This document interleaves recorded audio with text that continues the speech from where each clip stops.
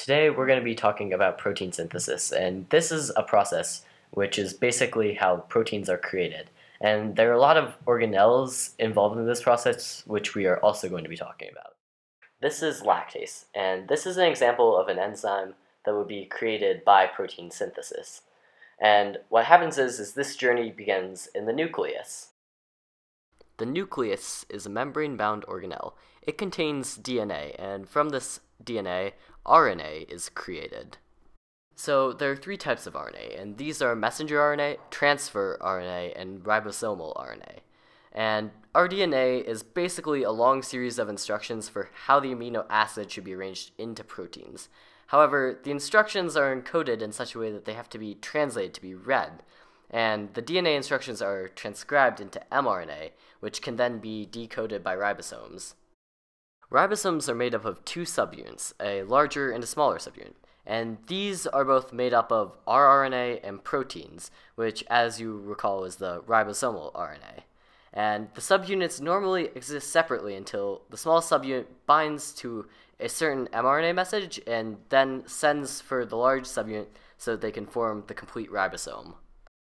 When these two subunits come together, there is an mRNA decoding site in between them. So this is where translation occurs. Translation is the process where proteins are created from mRNA strands.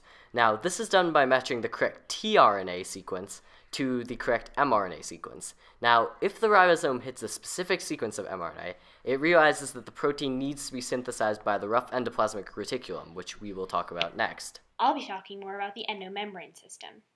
The endomembrane system is the process of protein synthesis from transcription within the cell to the distribution throughout the cell. The next step in the endomembrane system after transcription takes place in the endoplasmic reticulum. The endoplasmic reticulum, or ER, is a structure of complicated folded sacs and compartments. It makes up a key part of the endomembrane system, which is the system by which proteins are synthesized. There are two parts to the ER, the smooth and the rough. The rough is coded in ribosomes.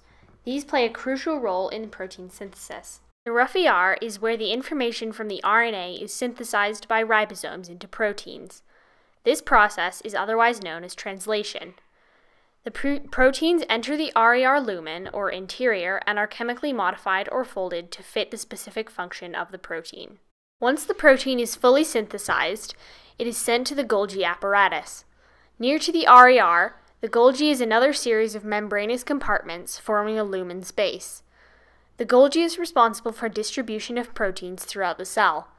It sends them to whatever part of the cell they are required in, or envelops them in a vesicle to be transported out of the cell by exocytosis.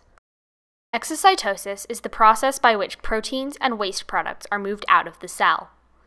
The Golgi apparatus forms vesicles, which are small compartments that serve as transport through the cytoplasm. These contain proteins that can't be used within the cell. Vesicles have a membrane of phospholipids just like the plasma membrane. Therefore, they can meld with the plasma membrane and deposit the proteins they carry outside the cell. Exocytosis is also useful because the vesicles add fresh materials to the cell membrane. In conclusion, it is clear that protein synthesis is vital to cell function. Without the fluidity of the endomembrane system, our body processes would not work. Overall, protein synthesis is a vastly important part of ours and other animals' existences. There's just so much that they do, like from protecting a body against hostile invaders to allowing for movement. Like, this is all done by proteins, and that's why protein synthesis is so important.